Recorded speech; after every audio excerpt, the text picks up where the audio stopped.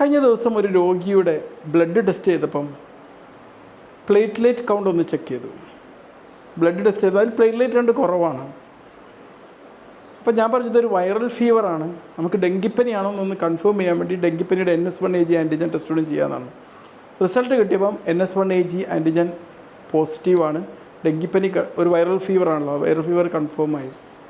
അപ്പോൾ എന്നോട് ചോദിച്ചു, ഡോക്ടറെ എങ്ങനെയാണ് ഈ രക്തത്തിൽ ഈ കൗണ്ട് കുറയുന്നത്, എന്താണ് ഈ പ്ലേറ്റ്ലെറ്റ് കൗണ്ട് എങ്ങനെയായി കുറഞ്ഞു വരുന്നത്, ഏതൊക്കെ രോഗത്തിലാണ് ഇത് കുറയുക, ഒന്ന് പറഞ്ഞു തരുമോ എന്ന് ചോദിച്ചു. എന്താണ് ഈ പ്ലേറ്റ്ലെറ്റ്?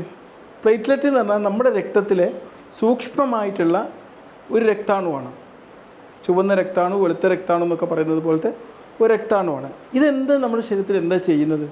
നമ്മുടെ ശരീരത്തിൽ ഇപ്പോൾ ഒരു ബ്ലീഡിങ് ഉണ്ടായി, അവിടെ ക്ലോട്ട് ഉണ്ടായില്ലെങ്കിൽ ആ ബ്ലീഡിങ് നന്നു കണ്ടിന്യൂ ചെയ്ത് അവിടെ നിന്ന് എന്താവും, ചിലപ്പോൾ നമുക്ക് രക്തം മുഴുവൻ വാർന്നു വയ്ക്കുന്ന അവസ്ഥ ഉണ്ടാവും. ആ ഒരു സാഹചര്യത്തിൽ അവിടുത്തെ ആ ബ്ലീഡിങ്ങിനെ നിർത്തിയിട്ടില്ലെങ്കിൽ അപകടം ഉണ്ടാവും. അത് നിർത്തൽ ആവശ്യമാണ്.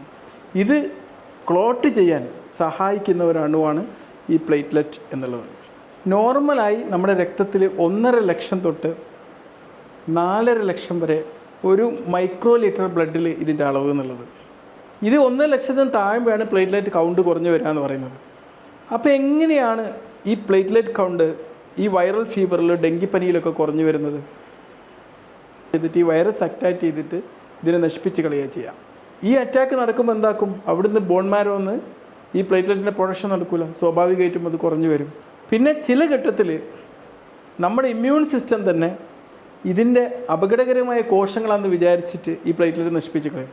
അങ്ങനത്തെ ചില അസുഖങ്ങളുണ്ട്. ഇഡിയോപാത്തിക് ത്രോംബോസൈറ്റോപെനിക് പർപ്പൂറ, ITP എന്നൊക്കെ പറയാം. അതിനെക്കുറിച്ച് ഞാൻ പിന്നീട് ഒരിക്കൽ പറയാം. ഓക്കെ. പിന്നെ ഡെങ്കിപ്പനിയിൽ ഈ ബ്ലഡ് വെസൽസ് നിന്ന് ബ്ലഡ് ലീക്കായിട്ട് ബ്ലഡിലെ സീറം ലീക്കായിട്ടും കൗണ്ട് കുറയാം. ഈ പ്ലേറ്റ്ലെറ്റിൻ്റെ കൗണ്ട് കുറഞ്ഞതെന്ന് അപകടമാണോ? 1.5 ലക്ഷമാണ് ഇതിൻ്റെ മിനിമം എന്ന് പറഞ്ഞു. ഇത് 50,000 കുറഞ്ഞു വരുന്ന സാഹചര്യത്തിൽ ഇതിൻ്റെ അളവ് കുറഞ്ഞു കഴിഞ്ഞതായിരിക്കും ഒരു ബ്ലീഡിങ് വന്നാൽ നിൽക്കാനൊക്കെ ബുദ്ധിമുട്ട് വരും.